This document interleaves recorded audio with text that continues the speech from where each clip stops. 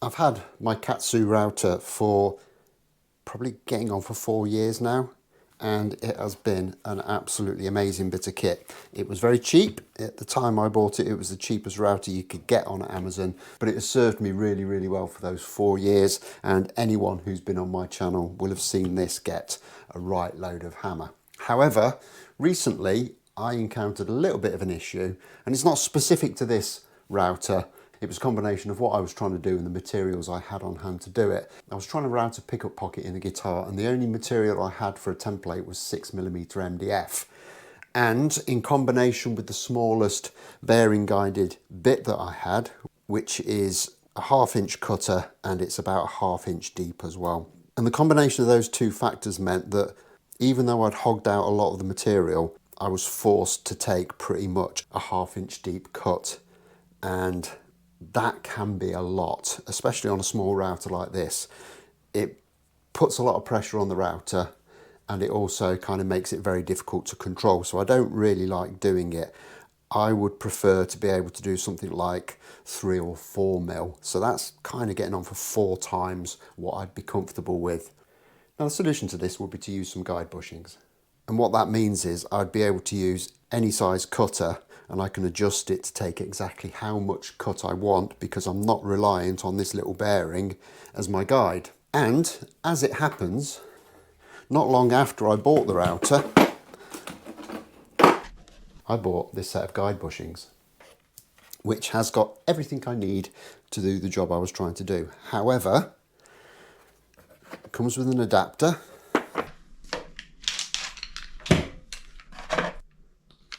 which doesn't fit onto the base of the router. I'm not quite sure how that would work. And the actual guide bushings themselves pass straight through the hole. I thought that was a little bit strange when I bought them, but it turns out that these bearings are actually intended for use with the plunge base that goes with the router, and I haven't got one of those. And I thought it would be interesting to see if I could make a little adapter base that goes onto here that would enable me to use them without having to buy the plunge base, which is retailing at about 30 something pounds. And this is what I did. And to make this base, I first prepared a little square of 4mm thick acrylic, which I then proceeded to stick to the actual base element of the router with some super glue and masking tape, just so I could then mark the centres with a transfer punch.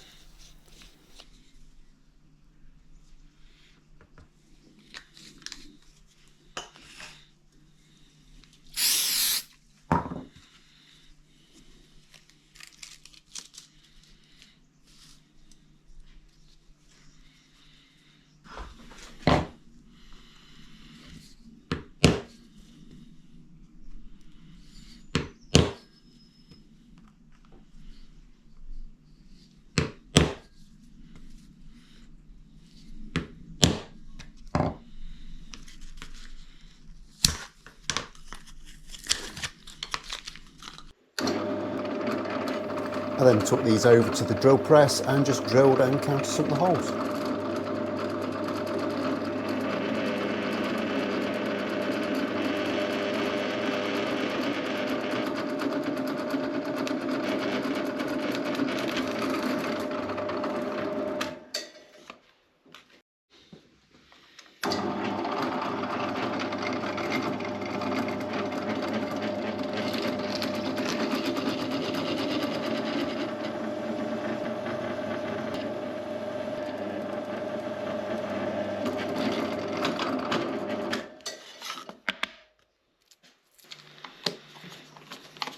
And with that done, I was then able to fit the new base onto the frame of the router.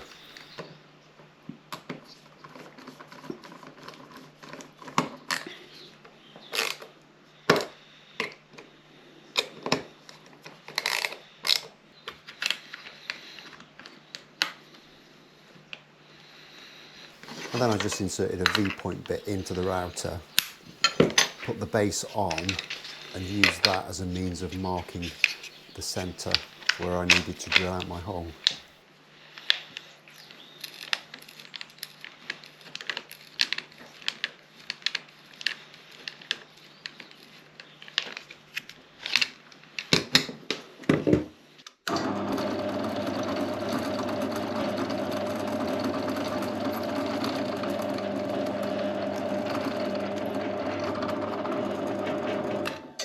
Having drilled a pilot hole, I then measured the depth of the flange on the bushing and then used a Forstner to take out the material to account for that. It was a 38mm Forstner in this instance.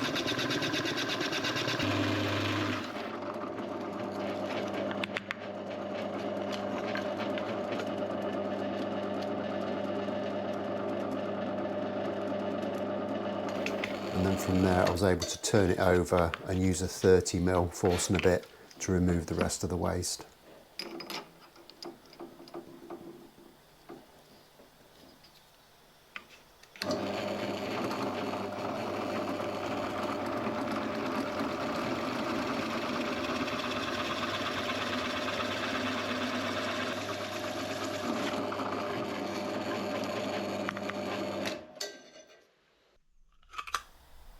And then it was a pretty straightforward job of assembling the bushing in place and then fastening the base down onto the router frame again.